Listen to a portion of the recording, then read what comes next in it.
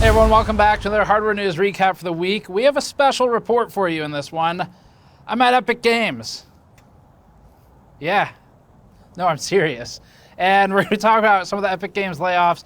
We will also be going over hardware news. So there's some rumors in the news this week. We talk about Counter-Strike 2 updates that have improved performance in some instances, but they have some more things to work on for frame time pacing and plenty more. But we're going to start with this story. Before that, this video is brought to you by Squarespace, and visiting squarespace.com/gamersnexus will give you 10% off your first purchase with them. We've built a number of our own websites with Squarespace, including our recently launched gamers.nexus site, where we list catastrophic PC hardware failures to inform subscribers of those failures. I built this site personally in a couple of hours by using Squarespace's Fluid engine to move blocks around visually until I liked it. We also built our store website with Squarespace using its built-in e-commerce tools, and of course we built a website for our CEO Snowflake because she demanded our audience know who really runs the show. Get to the core of your idea and spend less time on web design by signing up at squarespace.com/gamersnexus or click the link below. So as I said, we're standing in front of Epic Games' headquarters, the brand new one. No, it may look like a post-apocalyptic hellscape, but there's nothing written here that's positive. So Epic last week announced layoffs of at least 830 employees, along with 250 members of its Bandcamp and Super Awesome subsidiaries. So there are upwards of 1,080 or so people who have been affected by these layoffs. And first and foremost, before we get into this story as we have it so far, if you are one of those people or you have information from within that would be informative and helpful to provide some perspective for the public as to what happened. How did Epic go from riding so high to letting go of that many people instantaneously? We'd love to hear from you. Email us at epic@gamersnexus.net. That is a special standalone inbox. I am the only person on the team who has access to it, and I am obviously trained in keeping all information anonymous. If anyone wants to go on record and appear on camera, then we can talk about that. But if you want to provide anonymous information, that works as well. No specific questions at this time other than we're seeking insight to what happened, just because it is a massive round of layoffs. Epic is a big company in the gaming world, yes, but 830 people, that was, by their count from Tim Sweeney, about 16% of the workforce. And then they had the other 250 on top of that from the other subsidiaries. So that's not the only place that Epic is cutting spending. They also noted that they're trying to cut some of their legal fees. They've been in a legal battle with Apple and Google for years now. But alongside the legal expense concerns Epic has, our understanding is that Epic is also pausing this project behind me. This is where Epic plans to build its next big headquarters. We've been monitoring the project since it started, back when Epic Games bought the derelict and functionally dead and more or less empty mall that used to sit here. Epic bought the mall on December 31st of 2020, and it announced its purchase of the location on January 4th, 2021. Now this mall, Cary Town Center, was formerly an icon of the town in the 90s and the early 2000s, but it was a victim of internet shopping and of stagnation on the front of the development and the owners of the mall. The once iconic mall was around 1 million square feet on 32 acres. But Epic's plans didn't involve keeping the buildings. Epic bought Cary Town Center for $95 million. And after about a year of it just sitting here, and Epic going back and forth with the town for approvals, which the town was unhappy about Epic's performance regarding, Epic began tearing down the property in March of 2022. Well, we've come to learn from a town official I happen to know that the project is functionally paused at the moment.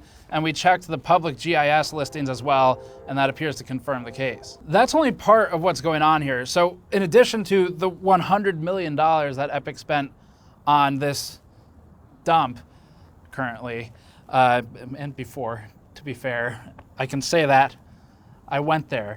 But in addition to the $100 million there, the company was also, after the purchase, hit with a $520 million fine from the FTC. You may remember that it had to do with buying V-Bucks in Fortnite. And the FTC, in that fine, stated that Epic was, quote, duping millions of players into making unintentional purchases. So as of now, Epic has agreed to pay $275 million for that fine, plus an additional $245 million in refunds for customers. Between this pre-construction campus, which is basically just land, and the fine, Epic is at $620 million in liabilities. So it's over $500 million between a single fine and this, plus it's got the legal expenses for Apple and Google. And that is from its ongoing Project Liberty lawsuit against the companies, which Epic leveled against them due to their App Store payment policies and revenue split. Those legal fees have been extensive, and the lawsuit started in 2020. Although there have been legal decisions, the battle remains active. Plus, for the past year, Fortnite's revenue has declined, and that's been Epic's main moneymaker. A predictable swing, though, as the game's been aging. None of that is to count poor investments made in a quote-unquote metaverse, which has questionable prospects to begin with. And all of this sets the backdrop for poor financial management and mismanagement of money and liquidity in a way which has now affected about a little over 1,000 people between its properties, 830 plus of which were from Epic itself. Our understanding is that Epic went from profitable to losing money within the course of just this year. And Epic posted the following regarding its layoffs. It said, quote, "As we shared earlier, we are laying off around 16% of Epic employees. We are divesting in Bandcamp and spinning off most of Super Awesome." Epic said about 2/3 of the layoffs were in teams outside of core development, and it continually stressed the point of, quote, core development not being affected. Sweeney, the CEO, stated that they've been spending more money than they've been making for a while now. The FAQ on the website had some questions about what all of this means, and this is publicly available, partly probably to Epic's own employees, because it's trying to preserve morale. And one of the things that was in the FAQ was simply, quote, "Will there be more layoffs?" To which the FAQ stated, "No, period. These changes financially stabilize the business." Today, tweets stated that Epic, quote, "forgot to lay them off last week, so they did it this week," thus immediately contradicting the "will there be more layoffs" statement, unless you want to split that hair, and that seems probably not the right one to split. And that part specifically is one of the things we want to look into, and it's why we want to hear from you if you were affected by this or have direct information about it. Hearsay through friends is not what we're looking for, but if this affected you, reach out. Epic said this. It said, quote, "Saying goodbye to people who have helped build Epic is a terrible experience for all. The consolation is that we're adequately funded to support laid-off employees. We're offering a severance package that includes 6 months base pay, and in the US, Canada, and Brazil, 6 months of Epic paid healthcare. We're offering to accelerate people's stock option vesting schedule through the end of 2024, and we're giving 2 additional years from today to exercise the options. In the US, we're also offering to vest any unearned profit sharing from their 401k, and we'll provide benefits including career transition services and visa support where we can." Now, although Project Liberty was at least partially a business decision, it's definitely partially a pride decision as well from the top. And so of this, the company had in its FAQ, quote, "We've been taking steps to reduce our legal expenses, but are continuing the fight against Apple and Google, distribution monopolies and taxes, so that the, quote, metaverse can thrive and bring opportunity to Epic and all other developers," signaling to your opponents in a lawsuit that you're going to reduce legal spending. Probably not the best move. But that's it for this story. We're going to jump into the other hardware news topics now. I'm excited to come back to this one and investigate as we do some more digging, because what we want to know is really just what went wrong. How did it go from where it was to letting go of such a significant portion of its workforce, pausing massive projects where now for people who live near this, who get to drive by now instead of a partially usable location, a flattened wasteland with occasional mountains of gravel. But the good news is there's a lot of trash, so you might be able to find something cool here. I think I saw some needles earlier. We're gonna go to the next stories now. I'll check back for this one later. Okay, we're back in the studio, and we're gonna talk about some extra credit benchmarks we did for Counter-Strike 2. So CS2 has had a ton of patches, and actually we'll talk about Baldur's Gate 3 briefly as well. We ran benchmarks GPU for both games in the last couple days, and CS2 in particular has had basically 1 patch per day since launch. Not all of them seem to have comprehensive patch notes. Maybe some of them just aren't noted yet, or they were small bug fixes. But they do have some that note performance changes. And the good news is one patch per day or every 2 days or whatever. It's great because Valve's trying to fix the game and they're trying to fix it quickly. The downside is that from a testing perspective, it makes it basically impossible for us because we can't keep up with their patching cadence. So we'll get through a bunch of cards and then they drop a patch that changes performance. And now we're not really sure if we can even compare the two sets of data we have because they're patching along the way. That's fine though. It matters more for them to just fix the game than it does to keep it on a worse version so that people can benchmark it because it's not really what it's designed for. Okay, so we ran a few new numbers on the new version, but not all of the cards have been run through, of course.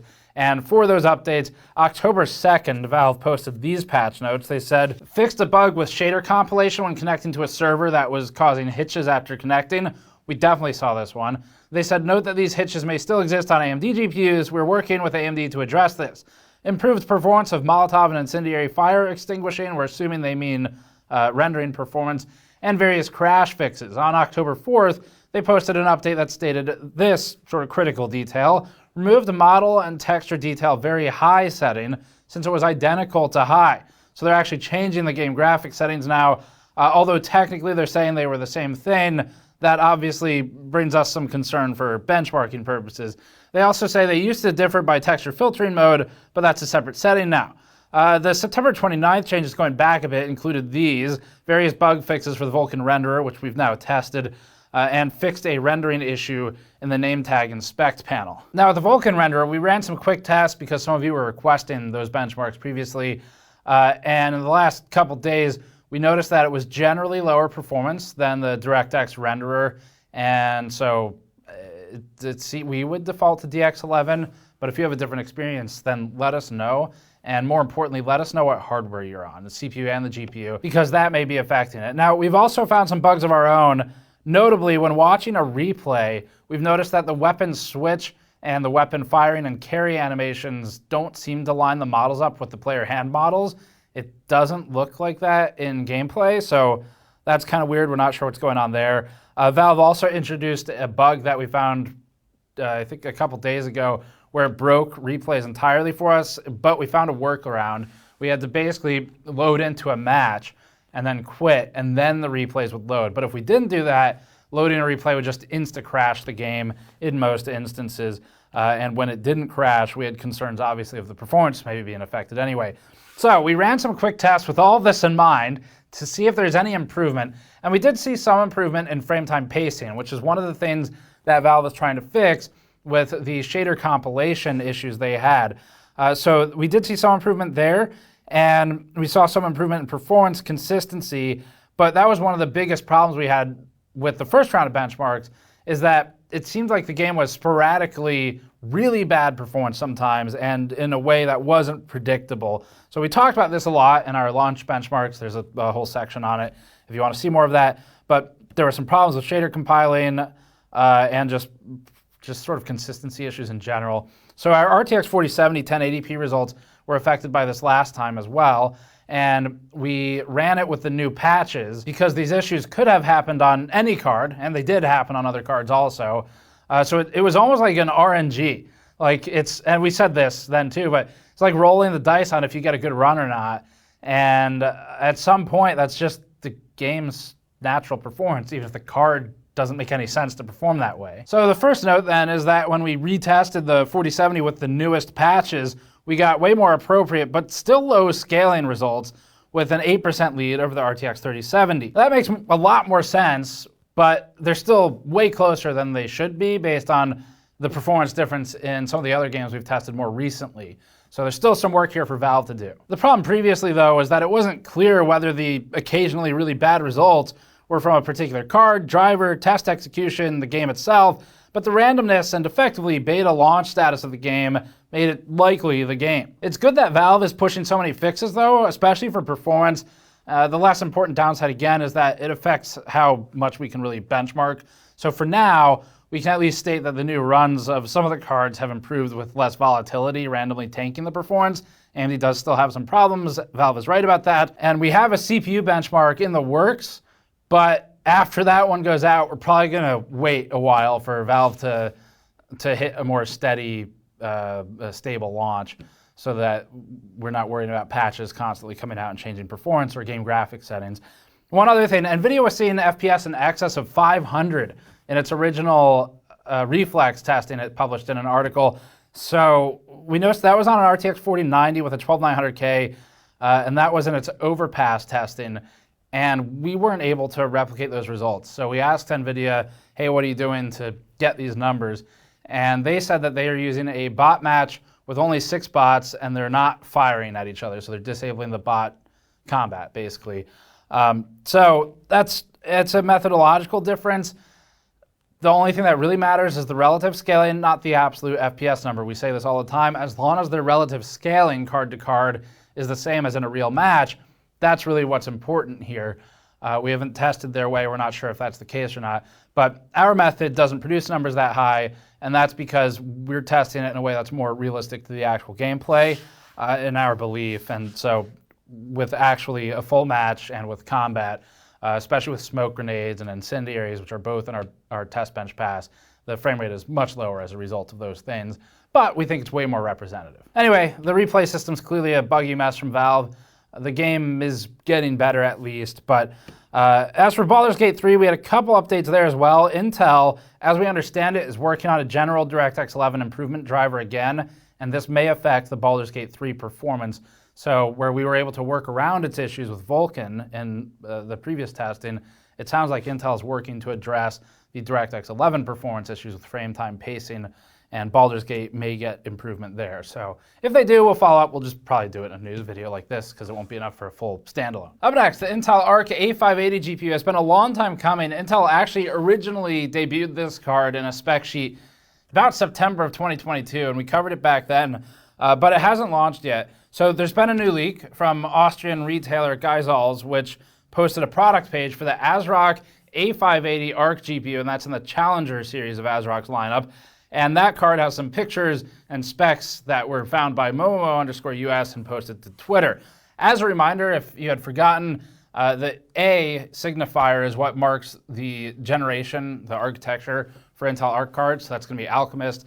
The 5 doesn't have anything to do with generation here, unlike NVIDIA or AMD, where 5000, 6000, 7000, or 2030, 40 are the markers of the generation. So this isn't a different gen. It's the same architecture as just a lower end card. So the ASRock card itself isn't too remarkable here. Just looking at the pictures that were posted, it has a relatively large flow through area of the heatsink, and it's just over 2 slots thick. Also, Video Cards posted some leaked images of a Sparkle A580 Orc OC card with Sparkle's distinctive blue and black color scheme.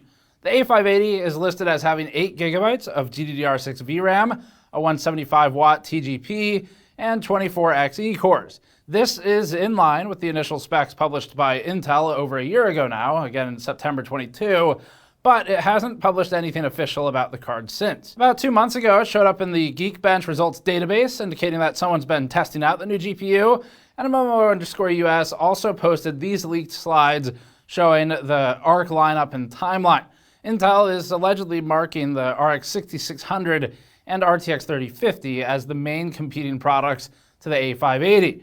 And it's targeting the end of Q3 or the start of Q4 for launch, which is the time period we're in now. Overall, the A580 is cut down a little bit from the A750, so it should be cheaper, and that would start filling out the sort of lower end of the stack. Intel currently has A380s in the sub $200 range. It has the A750 at around, let's say, $250 or so, but we've seen it as low as $200. It seems to have more frequent, but temporary sales than a lot of the other cards we've seen out on the market right now. And so that would fill out the low end. Now, it's interesting that Intel would be targeting the 3050 as a competitor because it's an older architecture, it's an older card, but it becomes particularly relevant right now because there's a rumor of a new 3050. NVIDIA's doing NVIDIA things, it's taking old names and it's launching them again. It's like the Call of Duty approach to GPUs where the Activision goes, what was popular? Was COD 4 popular? People liked that one. What if we made another one and it had the same name? So the new post comes from WCCF Tech, which alleges that NVIDIA will be launching a new GPU in early 2024. and that would be the 3056 gigabyte. The rumor holds that it'll be based on Ampere, which is also signified by the name, and they claim that would be on a GA107-325 die with a narrower 96-bit memory bus and reduced 70-watt TGP. And this makes sense. One of NVIDIA's biggest ways to down cost GPUs has been restricting that memory bus and also reducing memory capacity. Those specs also line up pretty closely with the laptop variant of the 3050 with 6 gigabytes of GDDR6.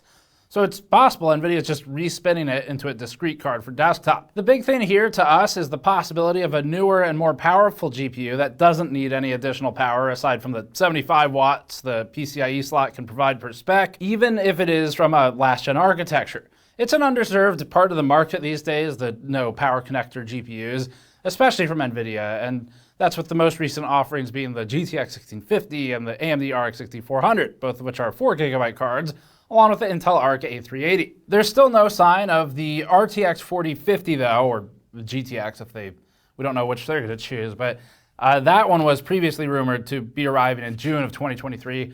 Obviously that date was missed or the rumor was just straight up wrong.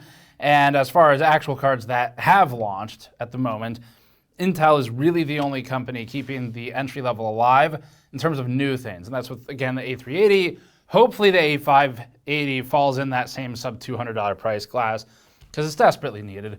And the best thing we have other than these cards for new generation stuff would be alternatives in the 30 series and the 6000 series, again, like the RX 6600, which remains particularly relevant. Up next, EK is launching a monoblock for liquid cooling PlayStation 5s. This is the EK Quantum X cooling station monoblock for PS5, and this does exactly what it says in the name. It's very straightforward, and you would basically disassemble your PS5, put this block on it, and build out a system. The monoblock completely replaces the heatsink and the shell of the PS5, so it can't stay in the chassis unless you mod it. That'd be kind of cool though. And this requires full disassembly. EK published a video guide to YouTube showing how you would do that and how to install the block. And once finished, the user would be left with a much slimmer package overall versus the stock shell. Since this is just a monoblock on its own, it still needs the rest of a PC cooling loop. So that'd be a pump, radiator, fans, all that stuff to operate. It also requires a standard PCATX or SFX power supply to power the PS5, and that can be done via a custom PCB that converts the PS5's 2-pin DC input to dual PCIe 8 pins. Thankfully, the board and monoblock assembly will mount to standard MATX board standoffs, which means it can go into any micro ATX or ATX case. All the extra effort and parts, plus the steep $450 price tag, puts this squarely into the doing it for fun category of modding. It's super cool. It's definitely not practical though. And if you want to take on this project, make sure to pay close attention to EK's compatibility list. Early versions of the PS5 are listed not compatible with the monoblock, and EK also recommends using digital versions of the console without the disk drive, as the monoblock has no provisions to keep one attached to the console. On top of that, system updates on the disk version of the PS5 require temporarily attaching the drive to the console for those updates. And because of that, EK left an access hole for the cable. Now, in terms of casing, it is supposed to fit with MATX standoffs, as we said, and it should just fit in any micro ATX case with standard placing for those. But because it's a PlayStation 5 board and not a micro ATX board, it's possible that something out there doesn't work. So make sure to look carefully at the shape and layout of the board and how it's going to fit in terms of depth with the block against the cases that you would like to use with it. Looks kind of fun, definitely impractical, but you'd have something different from everyone else with a PS5. So this is a brief one. Intel 14th gen specs basically confirmed at this point. There have been a number of leaks over the last 6 months now. And so the 14,000 series, which is a refresh, is supposed to be coming soon. And that's not a new architecture, but you can look at it as an amped up version of the 13,000 series. We'll be hopefully testing that as well to see how it performs. So there's some alleged official slides from the Japanese market to show 3 CPUs, the likely 14900K, 14700K, and 14600K, and the same numbers here are asserted by previous leaks. The assumed i9 is shown with a max frequency of 6 GHz, 8 P-cores, and 16 E-cores. The alleged i7 is shown with a rumored 8 P-core, 12 E-core layout, and a much lower 5.6 gigahertz clock. Now, there were leaks just recently that indicated it up to about 5980 or roughly 6 gigahertz for the 14700K. So that's one where the leaks are contradicting themselves, and we're just going to have to test it. Last is the assumed i5 with 6 P-cores, 8 E-cores, and a 5.3 gigahertz clock. The most notable change versus the 13th gen would be that middle i7, as we've noted before, bumping to 12 E-cores. That represents a possible strong value in CPU-intensive workloads. It'll depend on their price, but we hope to be running productivity and game benchmarks soon. Up next is a huge AZZA case. It's AZZA, like the company. So AZZA and its new big AZZA case is the Mesa Iceberg, and it's interesting. Certainly distinctive. This case shape follows after the various other pyramids and floating cubes that AZZA's made in the past. AZZA says that it's, quote, inspired by the contours of an iceberg. It's poetic, maybe not the best imagery. We immediately thought of the Titanic and sinking, but they could partner with EK and make something cool with that. It's a very large bench-style case called the Mesa with asymmetrical angles and panels that actually do give it a pretty unique look. All the side panels are removable for access, and inside there's a raised platform for the motherboard with room for a power supply underneath. The front edge has a mount for a 360mm radiator, and a single exhaust fan goes in the back. Despite its large size, the case can only support CPU coolers up to 140 millimeters tall, so liquid cooling is basically the way to go here. We're a little concerned about hot air building up in the top of the case above the GPU and possibly being recirculated. It's also very expensive, although it looks cheap in comparison to the last few stories, at $370. So this is probably only going to sell to those who are really dedicated to the look. As a quick mention, AZZA is also launching the Sanctum case, which is a dual chamber box with the corner chopped off. We're assuming they ran out of money when making the tooling. It's also very large with an aluminum and glass exterior, and the right side and back panel are mostly mesh.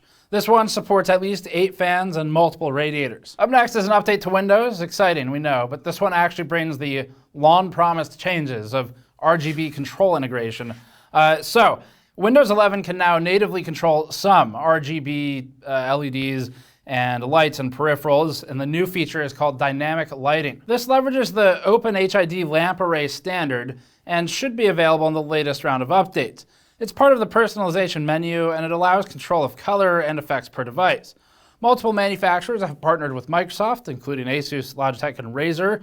This can start helping with some of the RGB control issues, but it doesn't solve some of our deeper issues in the industry we've talked about in the past with Wendell, talking about the Open Pleb initiative, where actually a number of manufacturers have expressed interest there. We'll have updates in the future. But it doesn't resolve things such as the physical connectors differing. So there's no real standard there. It's chaos. And now there's even manufacturers suing each other over RGB pass-through type designs. And it also doesn't resolve the concern of open sensors and allowing things like motherboard sensors to be tapped into by software with design guides or at least a level of openness.